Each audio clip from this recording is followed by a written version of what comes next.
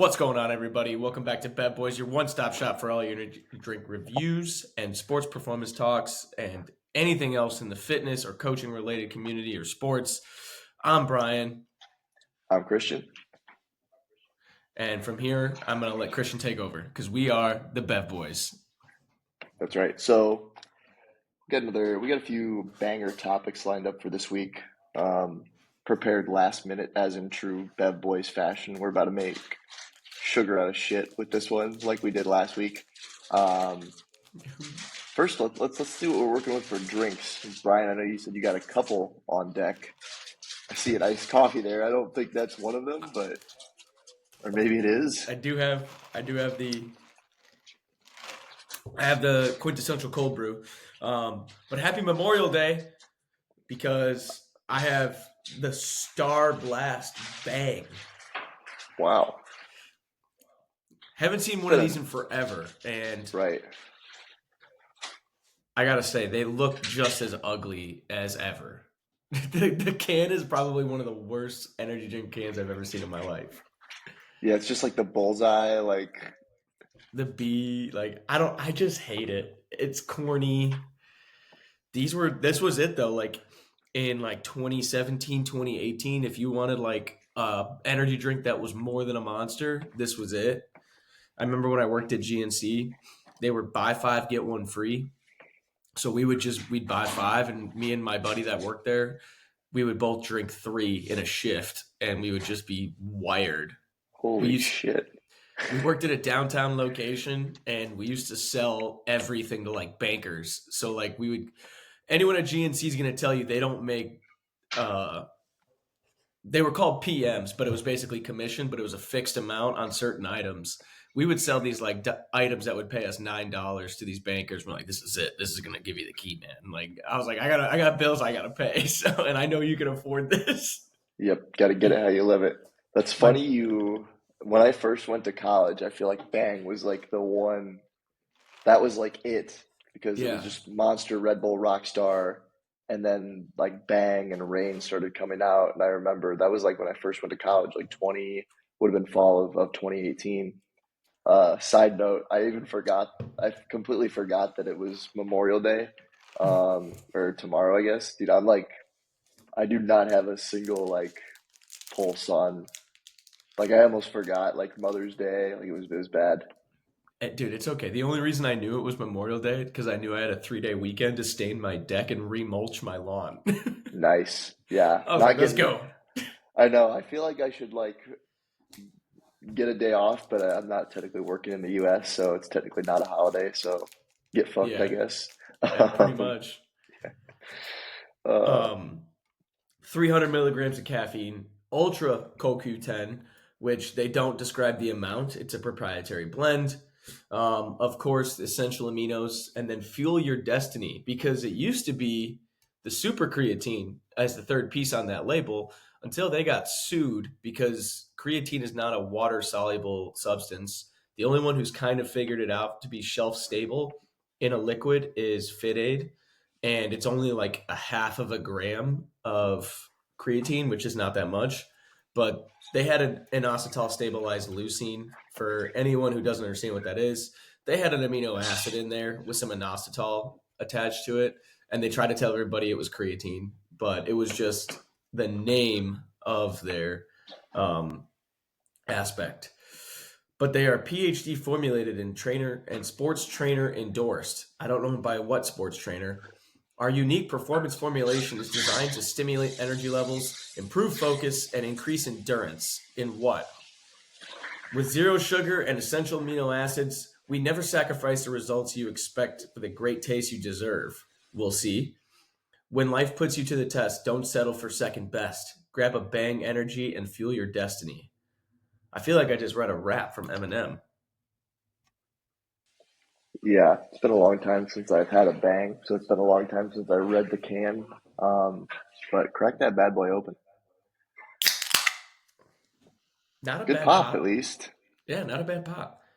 Now, to go with my Bang, unfortunately, we do have we've talked about the sad news of Mondelez and Ghost. Like they're now going to be like slowly working their way out of Ghost instead of being a hard cutoff. They're going to slowly just end the partnership over 12 months, which is good to see that you can still get some of that stuff. But Mondelez has a new deal with Cliff Bar to where their Builder Bar is an Oreo flavored. So we'll see how it is. 20 grams of protein, 9 grams of fat, 31 carbohydrates for 280 calories, 17 grams of sugar, and 4 grams of fiber. So odds I poop myself after this, pretty high. But I will say, this one I actually have to ask you. Are you a like just tear that bad boy open? Because I genuinely like opening like a wrapper, like the way it looks on like a commercial where it like it's not all torn apart. Yeah, I don't have that patience. I just rip that shit off. I know it's a super big OCD. It looks. This is what it's gonna look like when it comes out of me.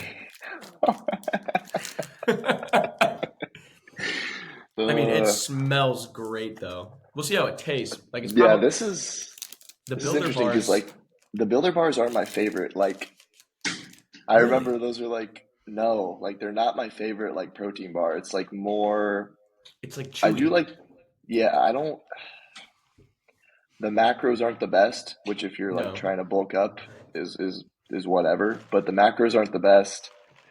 Their flavors, I think the chocolate mint one is the one that I probably like the most.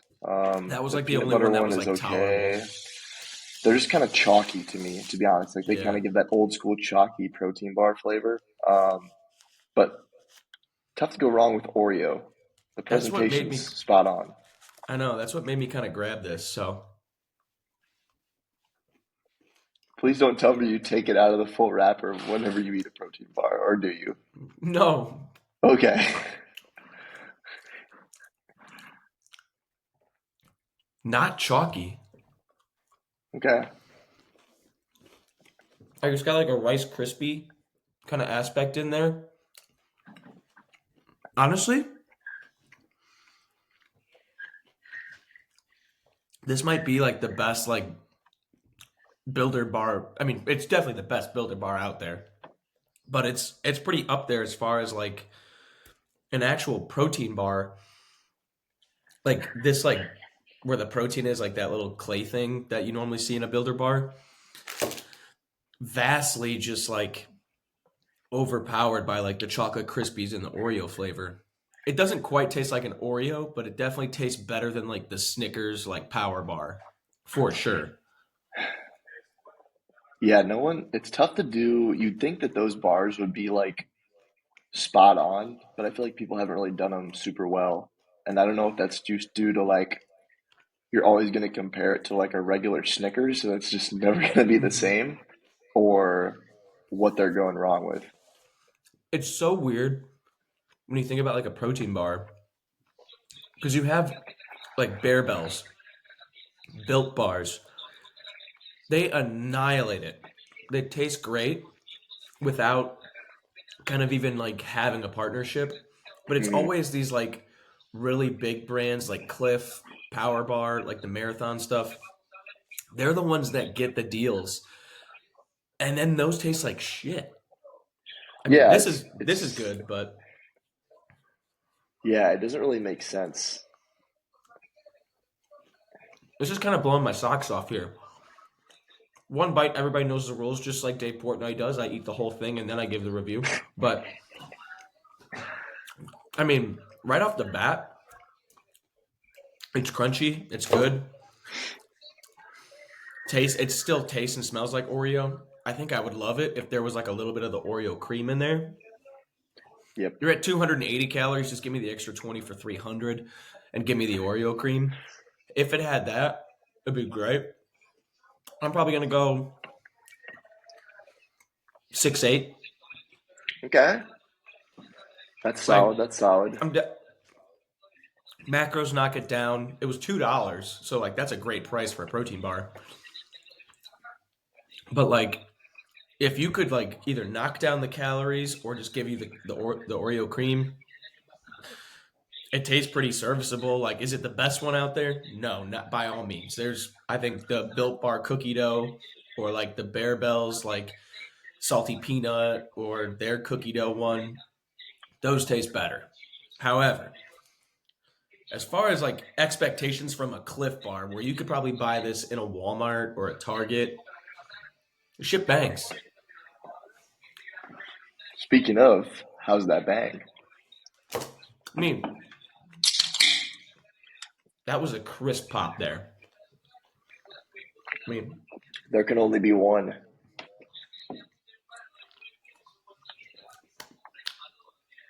yeah, yeah, yeah, man. It still tastes like the metal can it comes in.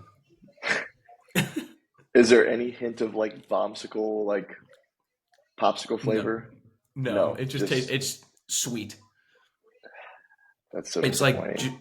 I know. I Bang shouldn't be used to disappointed, but I am. Bang used to have like three really good flavors. The black cherry vanilla was killer. Yep. The root beer flavor was awesome. They had a cream soda that was really good, but the root beer I think was better. And then they did like a tea series, and they had an iced tea lemonade. It came in like a brown can with like green like labels on it. Mm, That was really good, but a lot of the other like Bang flavors are just like androgynous sweet.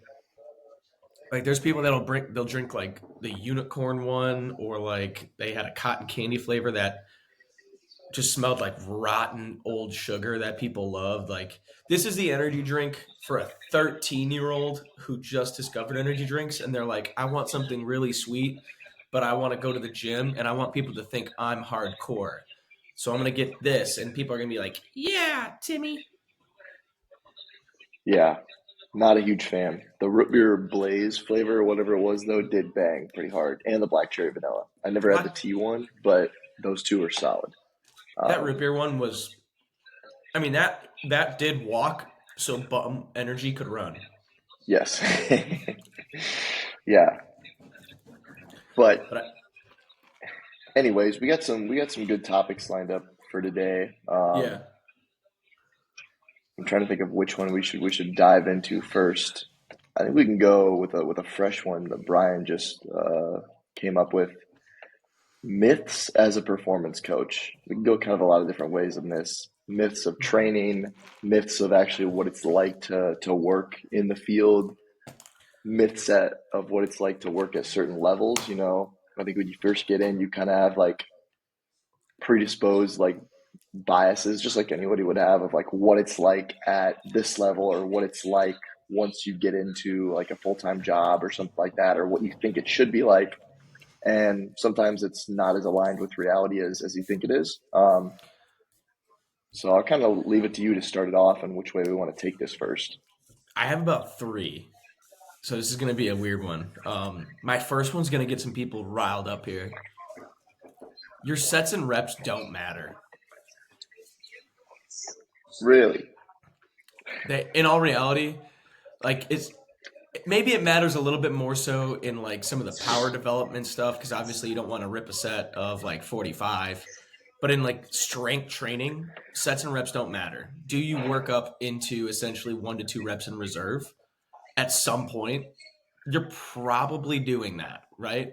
And is like the total tonnage accumulation like over the session 5 to 10% more than the last session? It doesn't matter how you break it up.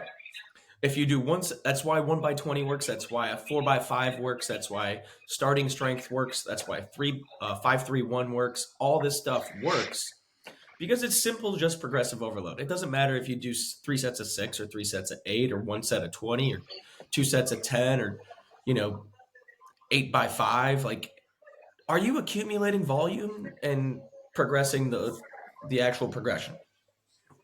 I think that's what matters most. But people get so caught up in like, it's 4 by 4 or 4 by 3. Should I make it 5 by 3? That abides better than the Prilipin chart. I got to hit 18 reps for power development. Okay, then just do a set of 18, see what happens. Yeah, no, that's a good point. And I would actually, I pretty much, I agree with you there. people get caught up, and we've all been there before, like Hmm. looking at the charts of, okay, this rep range, this set range, percentage range for quote unquote strength, power, hypertrophy. And at the end of the day, it's not like your body is like, oh, like I did 6 reps. That's a little bit of strength, a little bit of hypertrophy. All right, I'm going to make those adaptations accordingly. Like your body doesn't know. And do we really even know for sure that that's like what's really happening? Like those are a pretty good guesstimate. But at the end of the day, like I think it's almost more helpful to like view that kind of stuff as not in terms of like these qualities that are somewhat abstract and look at it more as like what are the forces like on the body. Like your max strength is going to be like high forces. Heavy weights moved usually at a little bit slower speeds versus like hypertrophy is just going to be more tension, maybe lower forces over a longer period of time. Power is going to be big impulses with, lighter loads, but done ballistically as quickly as possible. Um, and yeah, at the end of the day, like I think the effort level and pushing close to failure is going to get you strength, hypertrophy, power, pretty much everything you need. Not to say that you can just rely on like, all right, same exact rep scheme for all exercises. Like you should probably vary it Hmm. up a little bit there. But when it comes to like programming the sets and reps, it's tough to go wrong within a reason there. Like you said, like 5x3 versus like 4x5. Like that shit really doesn't matter. I think at the end of the day, like it's more of like, all right, progression. Yes, you're not gonna like start week one with like a heavy like 5x3 more than likely. You can progress into that. But at the end of the day, like it's not gonna make or break you. Oh, should it be 6x2 versus 5x3? Like No. there's It, probably much more important. There are much more important things at the end of the day than that.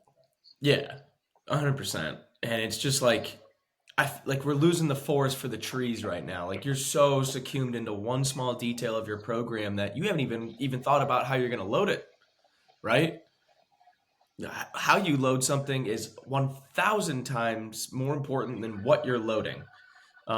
Whether that be the exercise itself or the sets and reps that you have going on, like the way you're trying to progress that the loading parameters of that movement, like you said, is it ballistic? Is it going to have a higher impulse on that aspect, or is it going to be slower forces coming through? Not to be the slow force, fast force guy, on that aspect, but like, is it a higher total force, or is it a higher or like, is the velocity going to be higher? Is that going to be a more ballistic and quicker movement? Much more important. Either Right. way, you have to, and if you're training for more strength oriented stuff, like 1 to 2 reps or 1 to 2 reps in reserve, like reaching that point where it's not necessarily a max out, but it's definitely a training max, that's going to be the thing that kind of helps you out there. Yeah, I think a lot of times you'll see like it's what's going to set the athletes up best too to get towards that goal.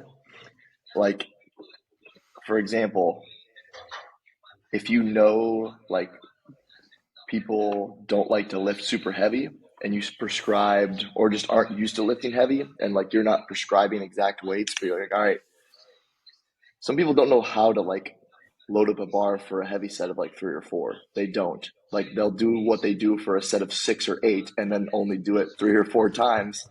And then you thinking that you're getting doing this your perfect program with your sets of 3, you're actually just doing the same weight with less reps and detraining to an Hmm. extent. So I would rather, I think, you know, it's kind of a joke like 3x10, like I get shit on a lot, but like what's It wrong with works. that? Exactly.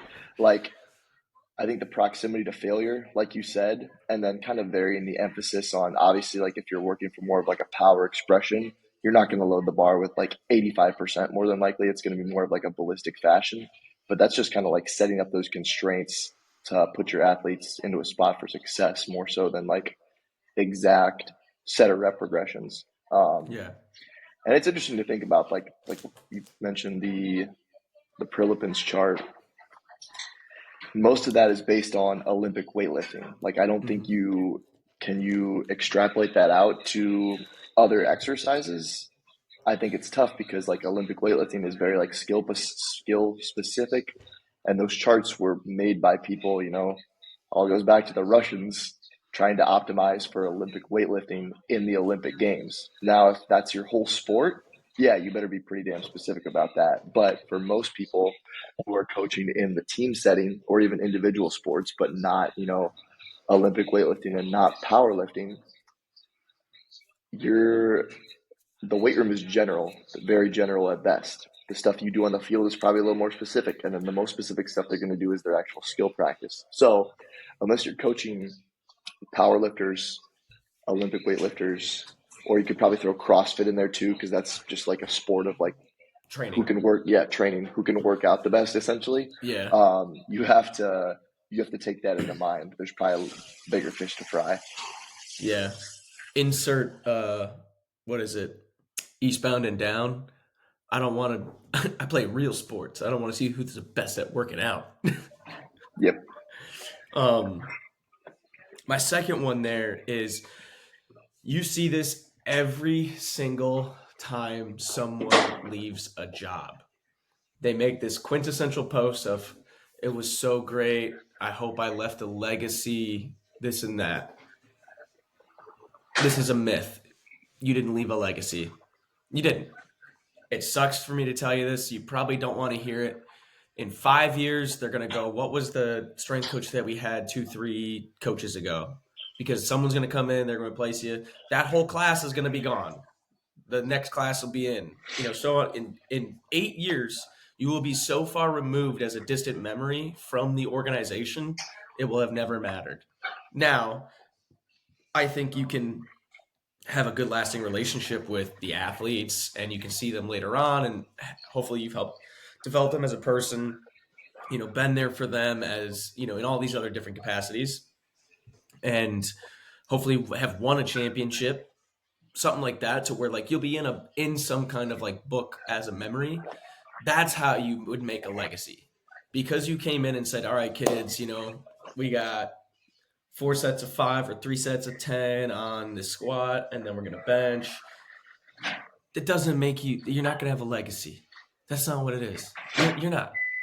Just get over it. It's a job. We get so enveloped into like this. It.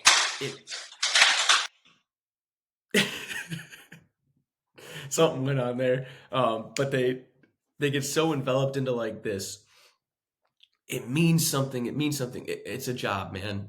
That's what this is. It's a fun job. It's a great job. We're the only people in the entire world that just get to wear sweatpants to work as our outfit.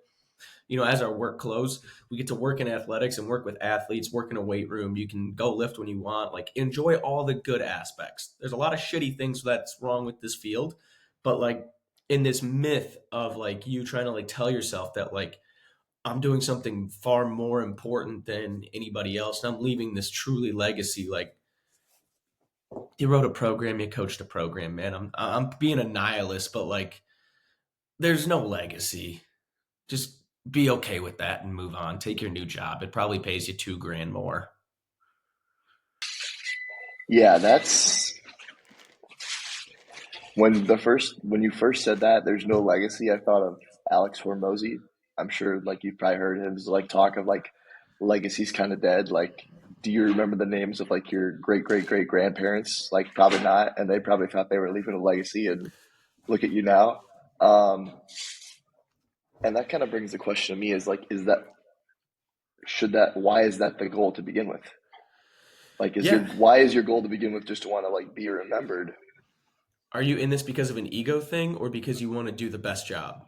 Right? Because I mean, if it's the ego thing, cool, but you can do that a lot better in other industries where people do care about that. Like in coaching as a strength coach is probably not the best way to do that.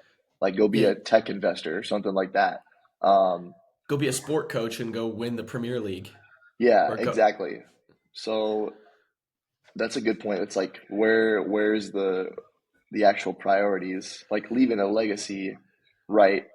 The kids you coach are going to be out of the program, graduated or transferred, whatever, within the next like 5 years, and is that the whole point of why you wanted to work there to begin with, was to for people to remember you, or did you want to do it to just like do the best you could and try to help people the most you can? Because I think if you try to do the second part, the ironic thing is you're more likely to That leave a will legacy likely, that way yeah, by not focusing on that.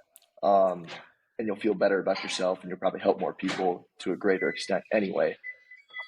yeah, Um, it's an interesting question because like I think it all comes back to like we want to feel like we matter. significant. Yeah, like this is like a much bigger problem of like what is like just existential dread and trying to feel like we matter in the world, and Life's that'll never lame, then go you die. away.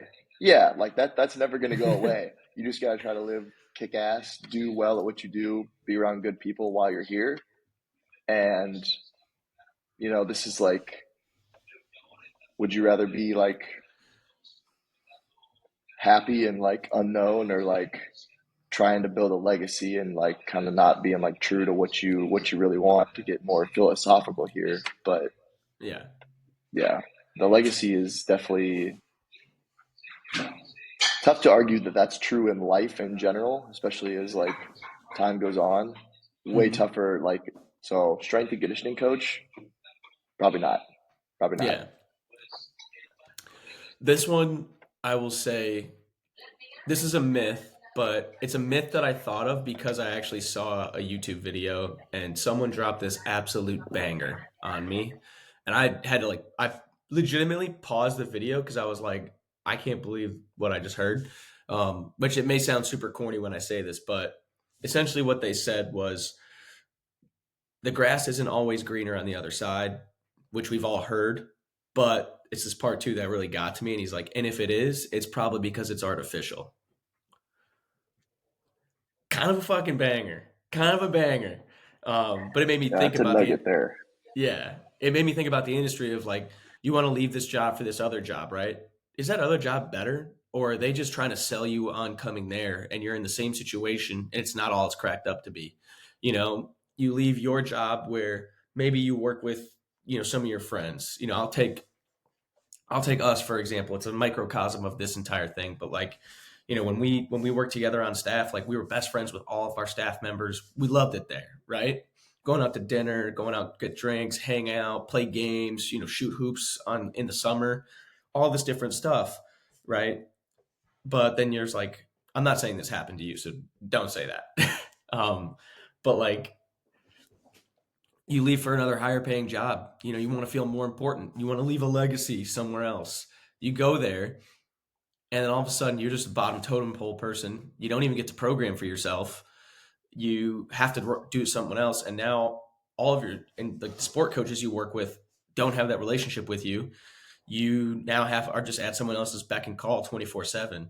It may be worse than what your situation was, but you thought it was going to be better because they presented it as if it was just going to be this great thing, and then they rug pull you. That's where you're at, man. Like, it's not always the best decision to just leave. There's always like other factors you have to consider. Now it does work out. I will say that, like in our circle, it's always worked out. I think our circle though has been a little bit more picky and choosy about taking the next job, and I think it's because of where we were at to where it was like it's better be a damn good job if I'm going to leave all of this.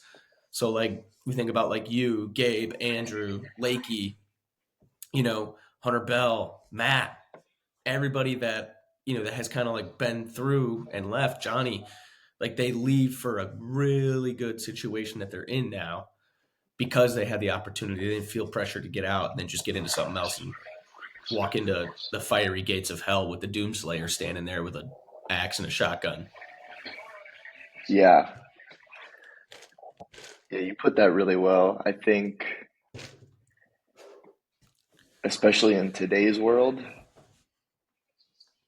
like people want to obviously S&C is no different. Like it's you could call it like the corporate world. Like people want to Mhm. climb the corporate ladder of S&C. They want to be, whatever their kind of quote unquote dream job is.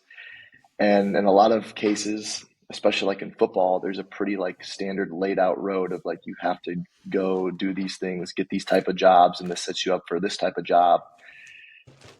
And people don't really look at like, okay, they're looking at the end goal and not looking at what the stuff they're gonna have to do in between, or they're just like, all right, I'll do whatever it takes to get there without actually like questioning along the way of whether that's what they still want. And that's one of the reasons like I really respect Nick and really to this extent like you, because like you've been at Elon the Elon tenure, especially like up to the point where like me and Gabe and Matt had left, like it's it's like a quick turnover, which is good. Like you said, people are getting better jobs, but like with Nick, obviously he's been offered like some pretty good opportunities where he could have took a higher status job, made more money, had more prestige, this and that. But and you talk to him and he's like, yeah, I thought like I was like for sure I wanted to be FBS football director. That was what I wanted. I was going to come here and that was going to set me up to get closer to that. And he kind of realized along the way he had, he was smart enough to kind of stop, question, and figure out like if that's what he actually wanted. And now he's got a really good setup at Elon. And people's egos get in the way sometimes and they can't stomach that maybe that's not what they want because they feel guilty almost a little bit like they feel They have a guilty sunk cost about fallacy.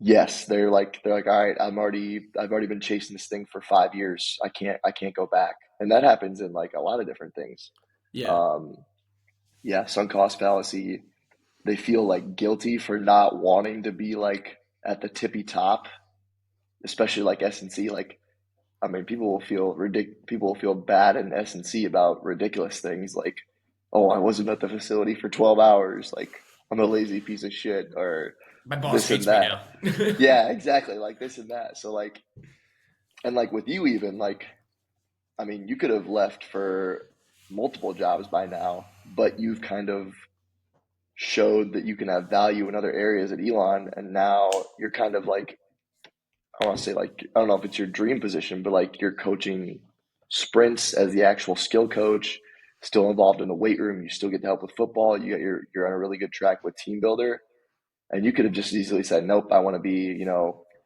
high level football assistant. No, I want to be I want to try to work track and field in the SEC or the Pac-12 or RIP the Pac-12, but like and it's tough. Like, and obviously, there's parts of jobs that I look back at Elon. I'm like, damn, that was good. There's parts of my job that I like better than I did Elon. There's parts that where like I miss Elon, and it's tough to really compare because they're so different. And I mean, I think for Yeah. me, it was obviously tough to leave. I felt a little bit better because it was like, okay, like I know I can't make $22,000 forever. And I could just keep on keep on Eating at trucking, the but dining hall. eating at the dining hall, work like teaching CrossFit classes, selling plasma, this and that. But so that kind of made it a little bit easier for me, but it's tough. And I think people, like I said, they get too caught up in this is what I want to be at the tippy top before they even like experience what it's like to be at a place for more than, I mean, A year. yeah, like I'm just going into I've been with the Cubs a little over a year and it's tough too because I think about this all the time. Like, oh, what's the next thing? Like, and you see people Hmm. like they get to the top by having 7 jobs in 5 years. They move, 15 times.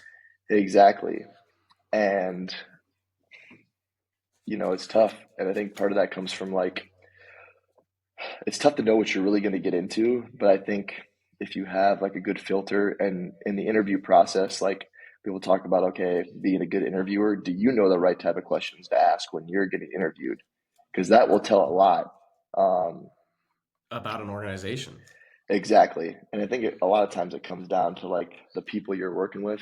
Like I think for me, like that's been like a really helpful filter for me is like if the people are good, the rest will kind of like sort itself out. Like yeah, the Hmm. money's great, but if you're working with people that kind of Suck. don't share the same, yeah, if you're working with people that suck, like it's tough to no amount of money is going to make them suck less, to be honest. Yeah. I was really thinking about this kind of last night too. Like so last night we went out, there's an arcade bar, you know, obviously hang out with the strength staff all the time between Nick and Kel and Jake.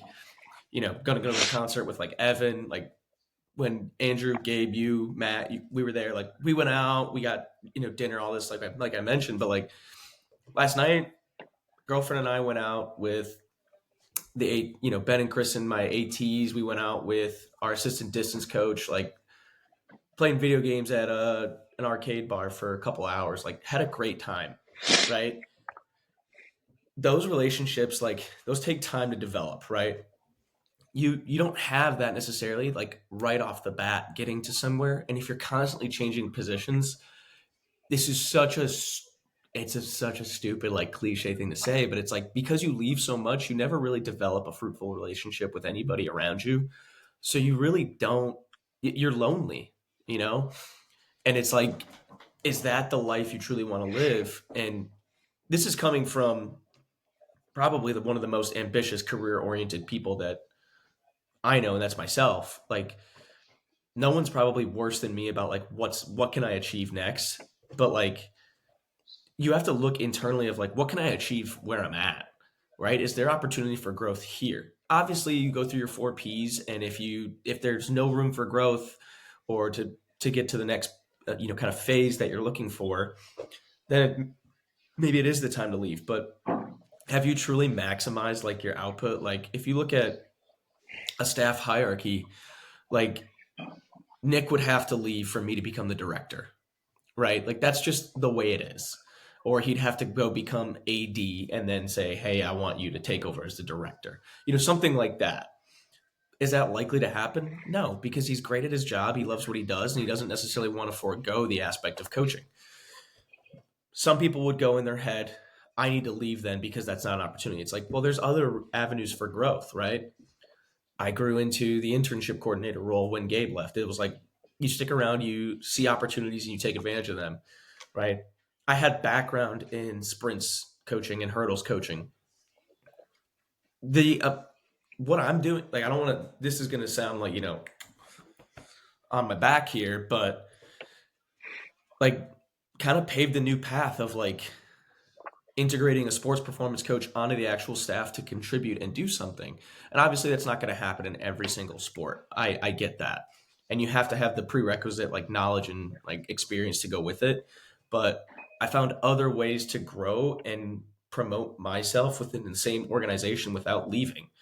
If you come in there and you saying like I want to do this, I want to do that, your first day, like no one wants to drink water out of a fucking fire hose. Like they're gonna look at you like you're nuts, but if you stick around, I don't want to say you kind of eat your shit, but like you stick around, you do what's asked of you, you start to like do more than what's asked occasionally here and there, like they're going to look for other ways to keep you around because they find value in you as a person, and then you show that you can contribute more value. And then now you turned what would have been essentially just an odd position or like a one-off thing into what could be now your dream position.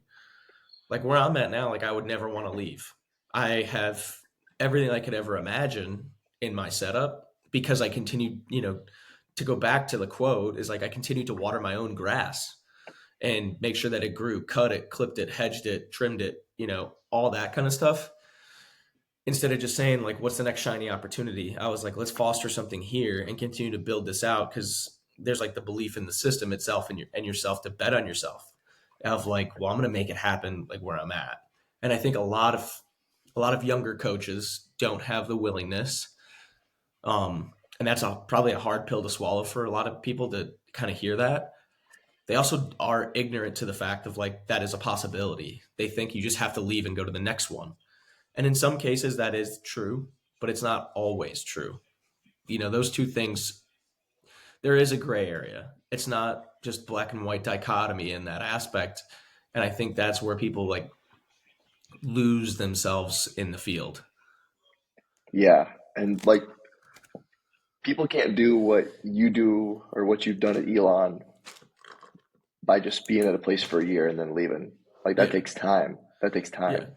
Um, and that's one of the things I think I like about it's cool about the Cubs because like I'm someone that likes to, travel, explore. Like there's some like I can still work for the same organization with the Cubs and I could be here for a year. I could be, in Arizona. You can kind of work your way up. You're still working for the same team, but be kind of in a different role or expand your role, kind of like you were talking. Yeah, you're going to be working with slightly different people, but like I know coaches that they started down here and now they're in high A and they're working with some of the guys they worked with down here. That's really cool. And like they worked in low A with those guys the last year. So I think that's a really cool thing to be able to like follow that development along and like you kind of see them develop as players and hopefully you're developing as a coach too. And hopefully you're with, you know, an org where people, are paid well, treated well, and they kind of want to stay. Obviously, some people, like if they have a goal to be, whether it's a big league strength coach or like a coordinator or something, and, those people, those jobs just don't open up within that org. Yeah, then if that's what you really want, you're probably going to take that leap of faith and leave, go to a different team. But that's kind of one of the things that I've started to appreciate because I mean, when I took this job, there's no way to really prepare for what I was walking into. Um, and there was definitely times, especially last year, I was like, holy shit, like not like did I make a mistake, but I was like, man, I Am do I, not feel like I'm doing very good at this job. Like I don't you're feel like, am like I I in over know. my head? Yeah, it was seriously, I was like, damn, like I feel like I am not doing this job as well as I need to be doing this job. And even like this year too, it's like frustrating at times, but I think I've kind of really grown to appreciate the amount of like room for growth there is. Like there's never a day where I feel like I really got everything figured out, which is good. And there's resources that I have that I know I can kind of lean on there too. And it's interesting too because like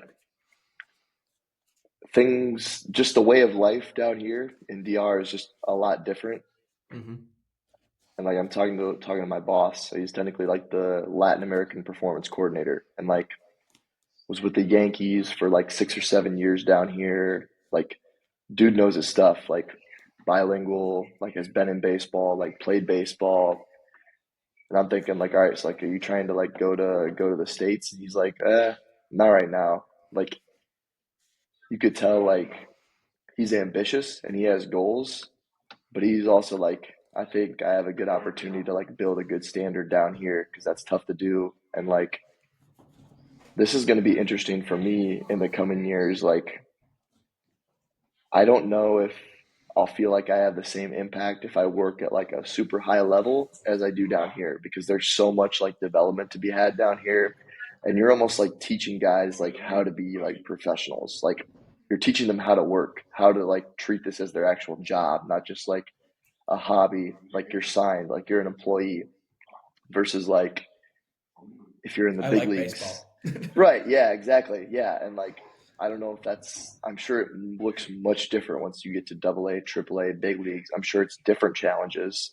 Um, but that's something that I've kind of really grown to appreciate down here and like if and when I do leave, I think I'm really gonna miss that because like there's so much you're just like really teaching these guys like how to be professionals, if that makes sense. So Yeah. And the other aspect too, like in your position, right? Baseball is like a tricky one, but it's a cool one in this aspect. Is like you said, you could be in the same organization and work in six different time zones, right? At in different positions because there's so much different like levels to that growth. But it's the people who stick around continue to be good and like the cool thing like that you're in is like you said, like there's times where you're like you said you had some frustration in there, but the aspect is like there's so much room for growth. Like you're looking at it more of an opportunity than it is like a negative about the job, where it's like I get to learn this new thing or I have this new challenge of like this is something I should figure out and this will help me in the long run versus being like I have this problem I have to deal with now. Like it it's like that mindset kind of change. And not to be that guy of like, it's how you perceive whatever's around you. Like, you can only control whatever you can control. You can't control what someone else does. What you can control is like your reaction to it and the outcome that you can push towards based off of your actions. Right. And it's like understanding that and knowing that like this is an opportunity here that you can probably contribute to something to help further the situation is a much different experience than if you were to be like, oh, woe is me. I fucking hate my job. I'm going to whine about this. And I'm going to be just a miserable person because I'm a miserable person. Those people aren't going to be, they're going to be out of the industry in 5 years, probably selling some kind of garbage on the internet. Yeah.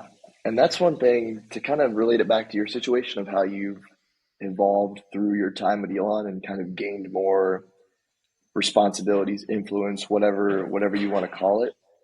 I think that that's much more possible. I mean, I feel like it's probably ignorant to me to say this. I feel like it's more possible in the professional sector. At least I've noticed with the Cubs. Like, here's what I like is people.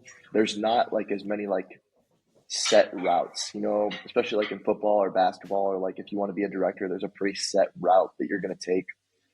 Maybe a few exceptions to the rule, but in baseball, you'll see people that like they're just looking for the best people for the job, and they might kind of go from just working in their own private facility, and all of a sudden a team approaches them and say, we want you to be the director of this. You can still maintain your facility, but we think you do a really good job.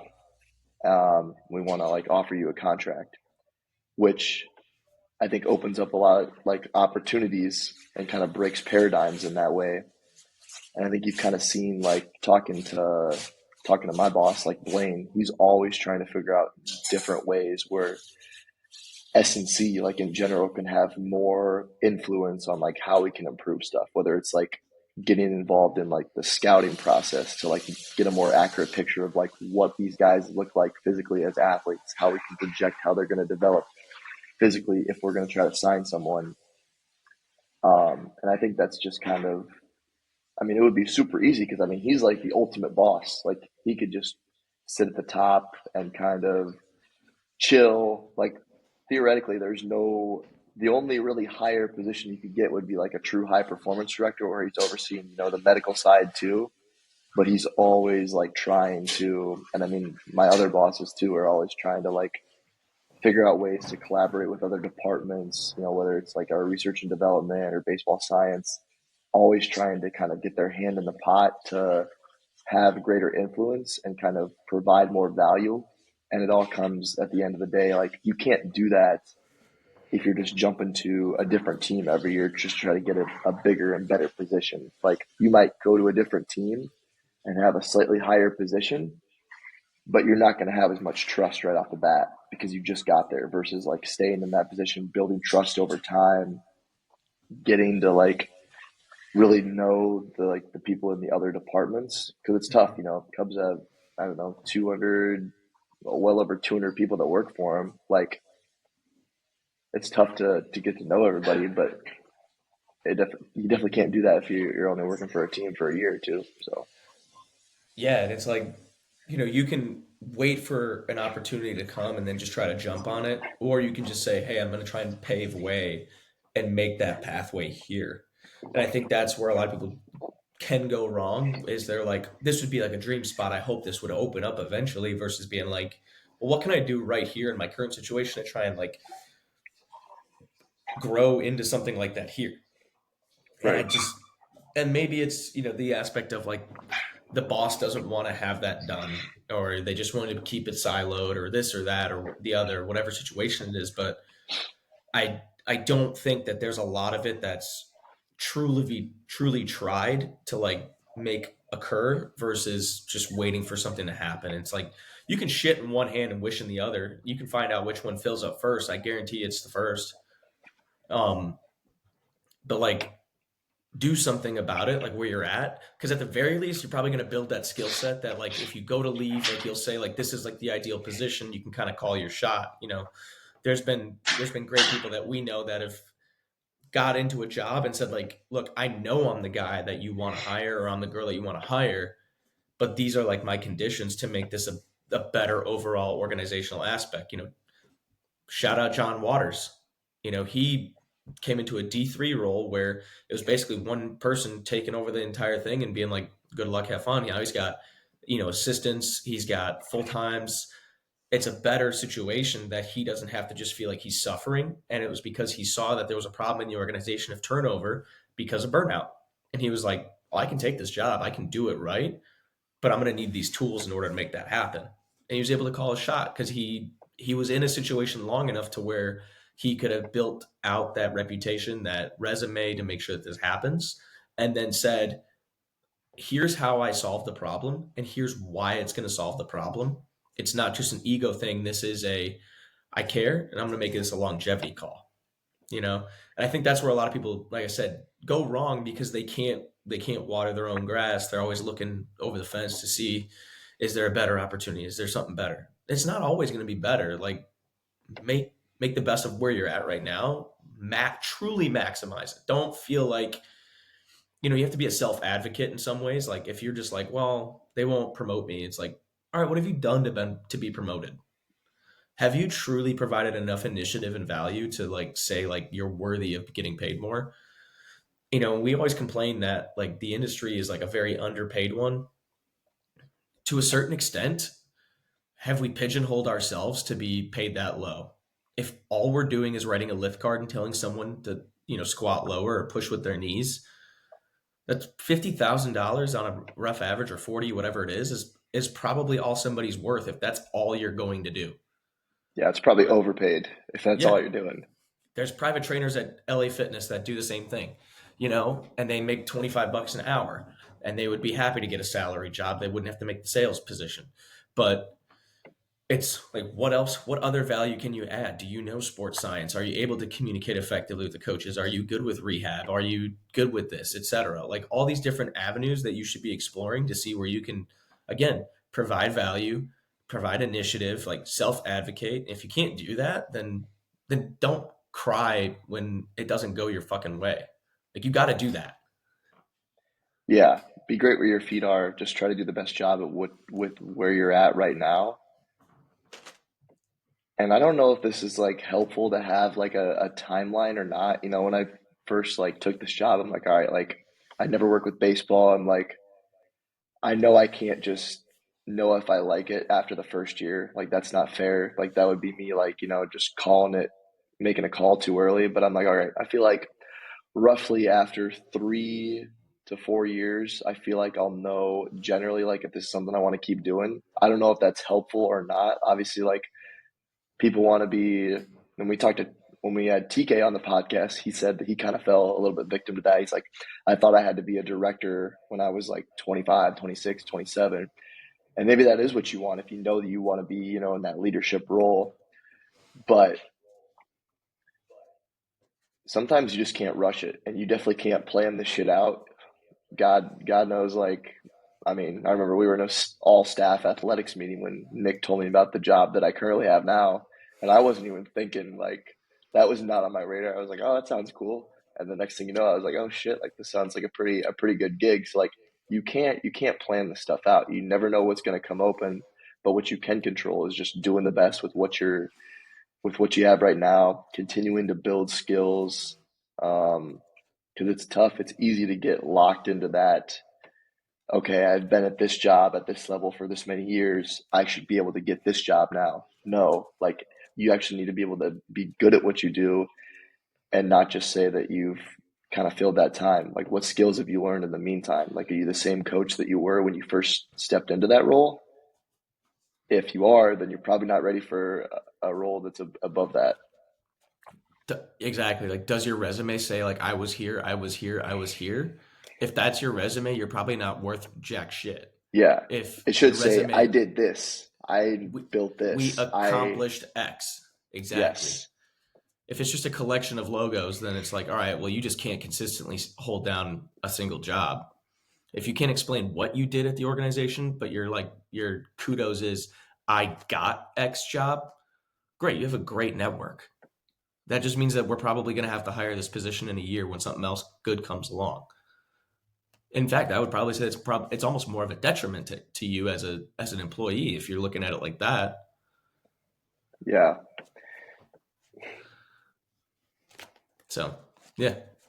Should we move on to one more topic? Yeah. Damn, that filled up a little more time than I thought, but that's good. Yeah. I think we should hit the Let's, one. I was gonna say I think we should hit the one that you've been saving. yeah, we've been saving this one, and I think it builds good off of our last episode. Obviously, if you know Brian, he's been racking up trophies, fresh off a CAA championship. Which brings the question to the front: can you be a good or a great coach without winning? Does winning make you a good coach? Can you be a good coach if your team hasn't won? Does it matter to the extent? How do you measure coaching success? Because I think you hear a lot of it within strength and conditioning and performance is, oh, we don't directly impact winning, therefore it's kind of like a almost like a get out of jail free card. But is that kind of just being lazy, and what can you do? Like, do you know that you can't prevent like impact performance? I don't know. Can you be a good coach without winning? It's kind of a double edged sword. In my opinion, I think great coaches win, but I also think a lot of bad coaches win too, right? It just depends on the situation where you're at. Like, I think the heart of it all is, can you develop? I think that's the most important thing when it comes to, a great coach. You know,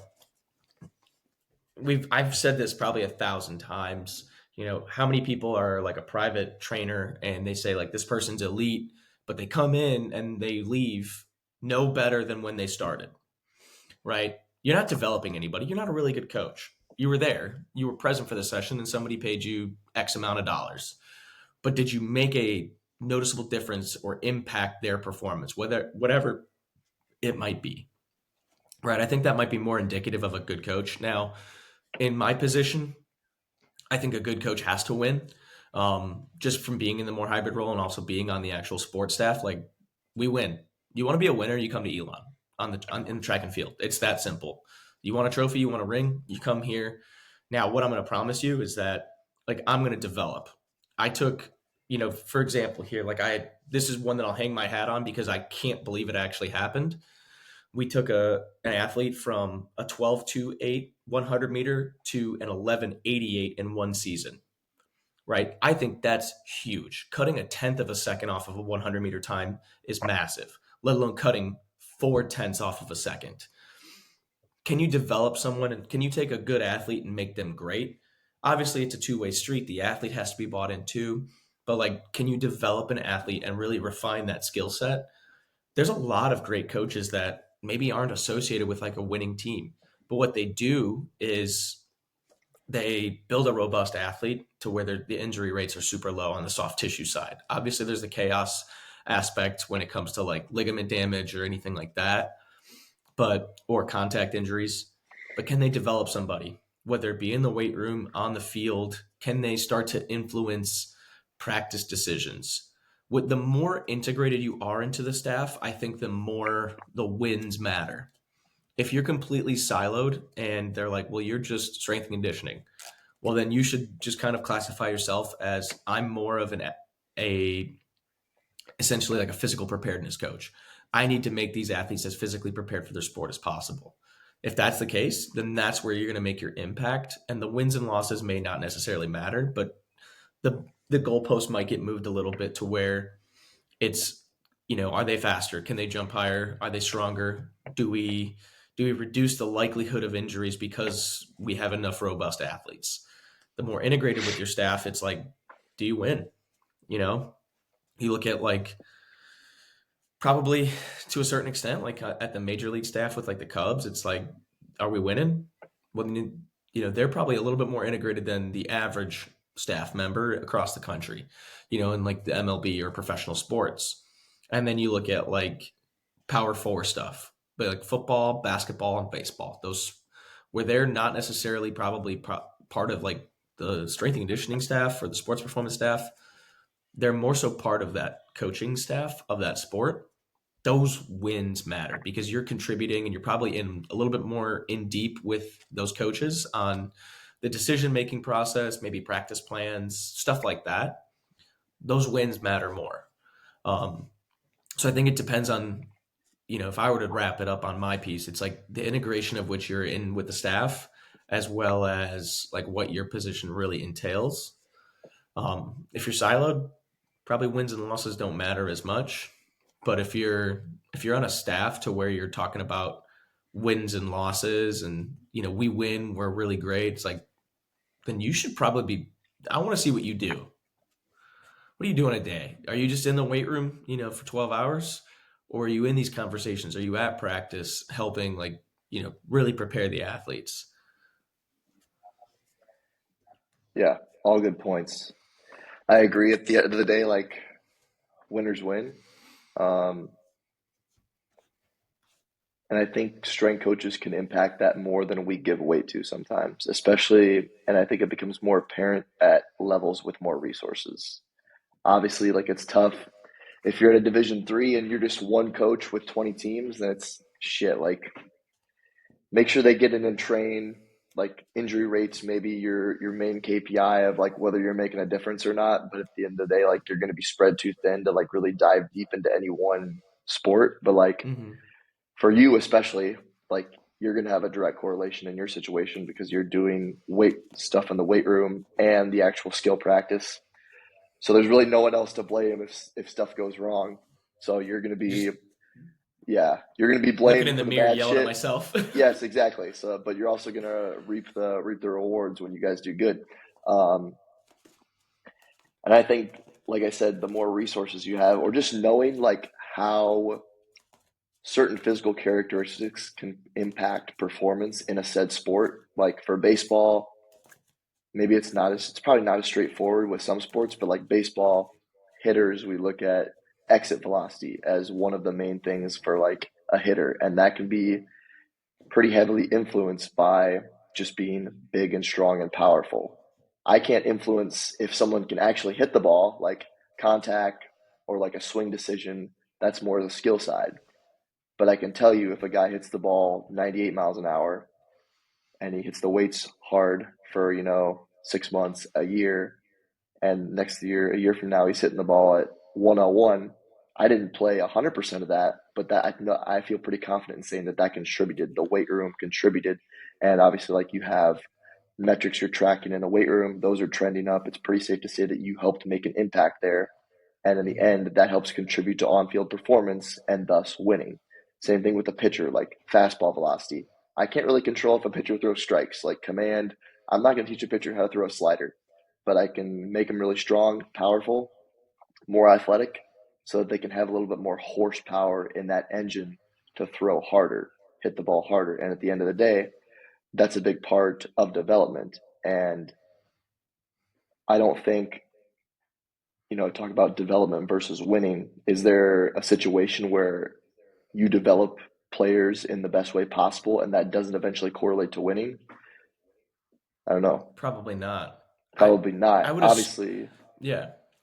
There's other outside factors, but I think to a certain extent, like the better you develop a player, the more equipped you are, um, to just win situations, right? And if players can see that you're developing more than others, you might get a player who's already good that wants to be all time, and then that's going to lead to more wins, more trophies, exactly. etc. Like these things are, but again, it's like being in the same system for a long time. Like you want to be there, you want to show like a resume on that aspect. It's for you guys, it's scouting, and unfortunately, now in college recruiting, it's the same thing. It's almost like a two-way street. Like obviously in the DR league, it's a little bit different because like a player, well, I guess to an extent, like a player might get offered between you guys and say the Brewers or whoever. It's the contract might be the same. The difference maker is who's going to make me better to go up higher. For us, it's the same thing now with the rules of NIL. It's a lot of things are equatable if you can provide a scholarship, other than like the 4 or 5 like fully funded programs where they're also going to get NIL deals. But it's like, who's going to make me the best athlete? Where am I going to be able to win as many championships? Because especially in track and field, like really the level doesn't matter anymore. Division 2 100-meter finalist, she ran 10:93 as a D2 player. Like that would place in a Division 1, you know? So it's where you're going to be able to help the athlete grow the most. And if you can develop them, you're going to get better athletes that want to be developed.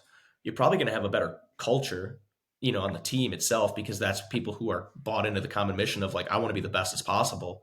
You get those athletes with coaches that can develop them, and say like a good coach or a good manager in the position to where they can, make good game time and tactical decisions, you have a perfect recipe to contribute development directly to wins. Yeah. And going back to what we were talking about before, you can't impact that when you're only there for a year. That's a long term endeavor. Like you may be able to impact it a little bit, but like, I mean, Gabe could probably tell you this with his situation. When he took the job at Shepherd, he got there in the summer. He didn't really see most of the athletes until it was time to start the school year, and they were, a lot of them were volleyball, cross country. They're already in season. Mm-hmm. The job that he's doing now is gonna you're really gonna see how good of a job he's doing in year two, year three, however long he stays there, because Mm-hmm. he's had more time to really work with those athletes. That doesn't come from just being stepping into a role. The team's already good. You just manage to not fuck them up, and they end up winning. I don't think you can take a lot of responsibility. You can take some responsibility, but like that's different than like building a program over a 3-4 year period. Like I think about Simpson with my mentor Sam Schmitz, and like Simpson football was in shambles when he first got there. There was 2 seasons where I think we went 1-9 back-to-back years. And I mean, they're not necessarily at the top of the conference now, but like 500, like I bet they're going to be over 500. And that's, It's a big that, change. yeah, like that's going to get overlooked because you're still not at the top of the conference. But going from that, and, they went through a coaching change. Um, I mean, you're seeing other teams like I think Simpsons just being more competitive within that conference, which is a pretty tough D3 conference. You got Wartburg, you got Loris, especially like Central. in certain Central, especially in certain sports like track and field, the wrestling, football, stuff like that. So you kind of have to put context to it too. Um, but that comes with time. That doesn't come from being at a job 6 months and saying you were part of a winning team. Like yeah, you were part of a winning team, but like how much did you really contribute to that versus someone who's Yeah, been there for a 5 year stint, rebuilt a program, took them from, 1 to 2 wins a year, and now you're competing in the top 3, 4 of your respective conference. It's a lot different. for sure. Yeah. I love that one. That was a great question. Yeah. It's the time old question of like, because like you said, there's probably not so great coaches that just happen to be on teams that win. And that's always going to be a thing. And that brings up the question of like when coaches get into arguments about, whatever training methods, principles, stuff like that. One kind of trump card people like to pull is like, well, there is like my results speak for themselves, like this and that. And what Do can you your really, results? yeah, it's like, well, the results speak for themselves. Like we get results. Like, okay, that's kind of like a lazy like way to argue because like what are you going to say to that? Especially if someone is like with a winning like a high level team that's winning at a high level, what the fuck are you supposed to even say to that? Like that's just to me that's just okay.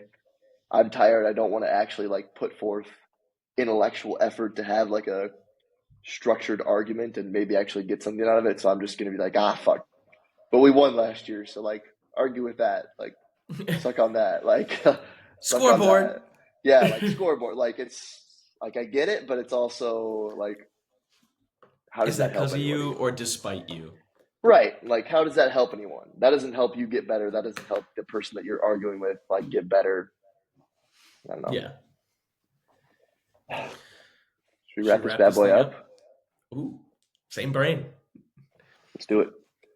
Like I said, I think I gave this what 6.8 for the. Yeah, Did I say 6.8? I think so. 6.8 for the pretty delicious Cliff Bar. Um, this bad boy. I haven't taken a sip since that first sip. Ew. Super sweet.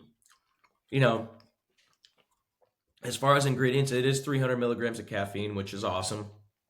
But a proprietary blend, not knowing, if you have any little bit of aminos in there, you can put essential aminos on the label, but they're pretty far down on the ingredient list here, so I wouldn't imagine that there's a whole lot. Can, not great. It was $3.59 for a can as well. Ouch. I mean, there's just not a lot working for Bang here. How are I'm they gonna go still like a three. company, low key? I don't know. I thought they were going to go out of business. They did a rebrand after they got in trouble. Now, the Bang CEO, if it's still him, that guy, if you guys want like a trip, go on his Instagram. He's like the quintessential like meme. He looks like Adam Devine in Workaholics when he went to do the bodybuilding show, and he had like the big like spiky hair, and he was all like, "Ugh." I'm trying to look at like what their like niche is on their website. Are they into like the gaming world? Maybe. I don't know, but part of me really wants to like. Let's see if I can get this here. And let's just we haven't really done this a whole ton, but I'm gonna pull this up so people can see what this guy is all about. Oh boy, Like, we're this type of podcast now. we are this type of podcast. Like, he just something about him just screams like insane. Like he's definitely got some bodies in the closet. Jesus Christ. Like he just looks nuts. And he's always got like hot girls around him. Typical. Like I don't know, the guy just.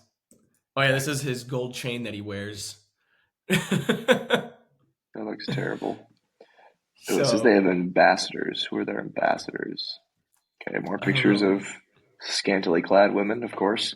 Uh, Bang! Built one of the largest, most renowned ambassador programs today. We look for talented, creative, and innovative individuals who can promote our product while showcasing their personalities. I've never Okay, seen an influencer for them, to be okay, here we honest. go. They're actually okay. They're giving names. Yeah, these are all like.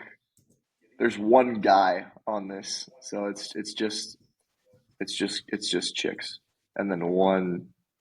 Let me look at this guy's Instagram because the other influencers are just exactly what you expect. Whatever you're picturing right now, female influencer, that's what that is. So, and then this is their male influencer. Is it the guy with the curly, swishy hair? Not really. It looks interesting. Okay, puts the amount of like followers he has on other platforms in his Instagram profile. Red flag number one. TikTok, 18.7. Dude, if your biggest following is on TikTok, Oof. bro, you put Facebook. Who's on Facebook now? All my aunts and uncles follow me on Facebook. I don't.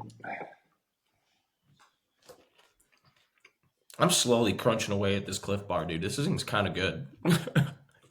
I might have to redo my rating on it. Oh, they have events too. May 30th through 31st. Bang ambassadors. Yeah, Oh take a look at wow, I that. just I just went on. Wow, this is exactly. Yeah, like this is like exactly what you would kind of like picture.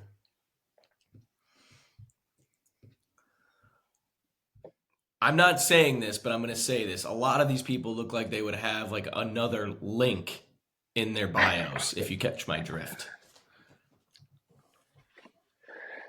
Yeah, I think that's safe to say. It's kind of ironic that they're sponsored by Bang. Oh, Um, yeah. You want to close this out?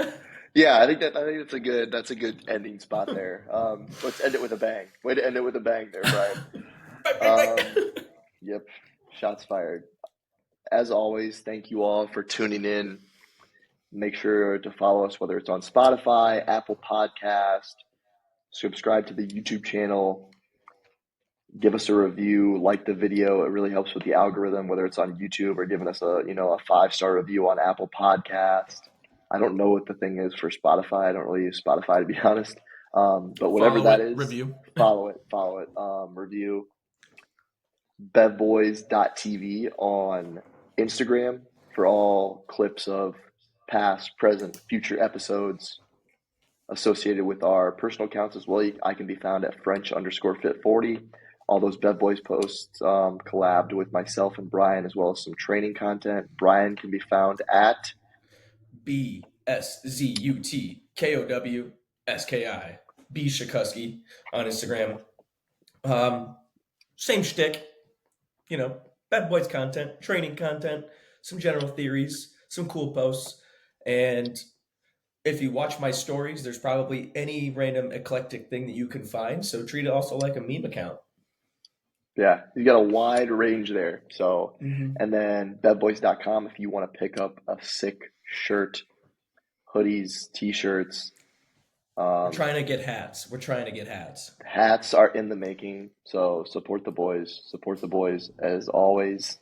Appreciate y'all. We have some guests lined up. We've been having, you know, Some trouble. some Getting some. troubles, but your boys are persistent, so we're having some guests on here. But until then, we're gonna be hammering out these duo episodes with some good prompts. I think we're probably due for another Q&A here in a month or so in the next few weeks. See if we get some more I questions. was gonna say, see if we can Um, get the followers to actually ask some questions. yes. So, but as always, we'll close this one out. Thank y'all for watching, and we're out. Peace. Peace.